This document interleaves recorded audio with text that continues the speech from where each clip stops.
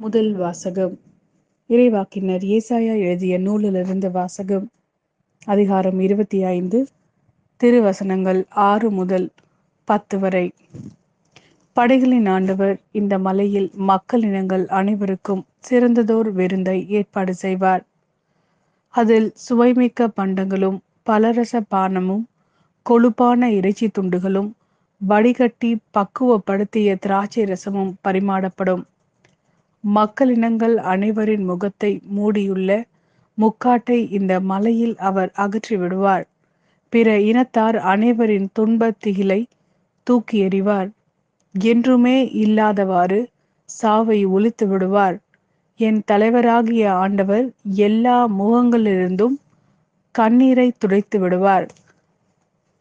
தம் மக்களுக்கு ஏற்ப நிந்தையை இம்மண்ணுலகில் அகற்றி விடுவார். ஏனெனில் ஆண்டவரே இதை உரைத்தார். அந்நாளில் அவர்கள் சொல்வார்கள், இவரே நம் கடவுள், இவருக்கென்றே நாம் காத்திருந்தோம், இவர் நம்மை விடுவிப்பார், இவரே ஆண்டவர், இவருக்காகவே நாம் காத்திருந்தோம், இவர் தரும் மீட்பில் நாம் மகிழ்ந்து அக்களிப்போம். ஆண்டவரின் ஆற்றல் இம்மலையின் தங்கியிருக்கும். எருக்குழி நீரில் வைக்கோல் மிதிக்கப்படுவது போல் மோவாபு அவரால் மிதிக்கப்படுவான். இது ஆண்டவரின் அருள்வாக்கு. இறைவா, உமக்கு நன்றி.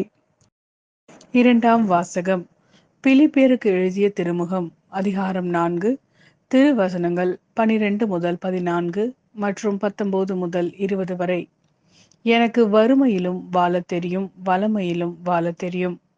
வயிறார உண்ணவோ பட்டினி கிடக்கவோ நிறைவோ குறைவோ எதிலும் எந்த சூழலிலும் வாழ பயிற்சி பெற்றிருக்கிறேன். எனக்கு வலு ஊட்டுவரின் துணை கொண்டு எதையும் செய்ய எனக்கு ஆற்றல் உண்டு. ஆயினும் நான் பட்ட துன்பத்தில் நீங்கள் பங்கு கொண்டது உங்கள் நன்மனத்தை காட்டுகிறது.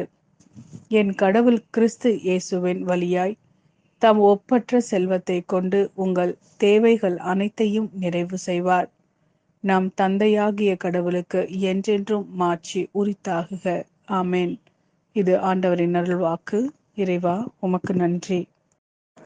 மத்தேயு எழுதிய நற்செய்தி.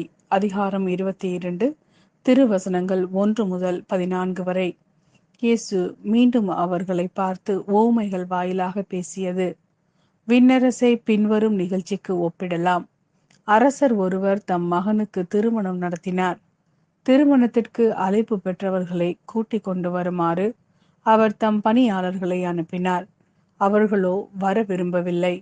மீண்டும் அவர் வேறு பணியாளர்களிடம், நான் விருந்து ஏற்பாடு செய்திருக்கிறேன், காளைகளையும் கொழுத்த கன்றுகளையும் அடித்து சமையல் எல்லாம் தயாராயுள்ளது, திருமணத்திற்கு வாருங்கள் என அழைப்பு பெற்றவர்களுக்கு கூறுங்கள் என்று சொல்லி அனுப்பினார்.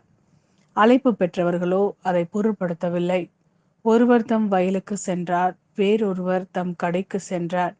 மற்றொருவரோ அவருடைய பணியாளர்களை பிடித்து இழிவுபடுத்தி கொலை செய்தார்கள்.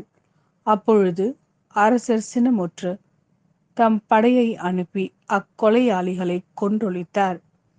அவர்களுடைய நகரத்தையும் தீக்கிரையாக்கினார்.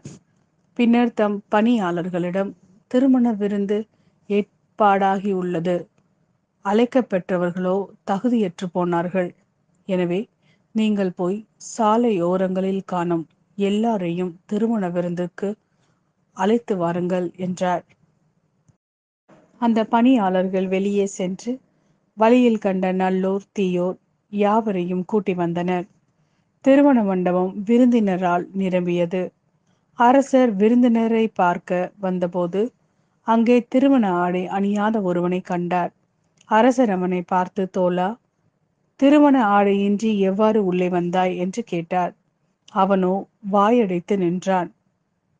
அப்போது அரசர் தம் பணியாளர்களிடம், அவனுடைய காலையும் கையையும் கட்டி புறம்பே உள்ள இருளில் தள்ளுங்கள், அங்கே அழுகையும் அங்கலாய்ப்பும் இருக்கும் என்றார். இவ்வாறு அழைப்பு பெற்றவர்கள் பலர், ஆனால் தெரிந்தெடுக்கப்பட்டவர்களோ சிலர்.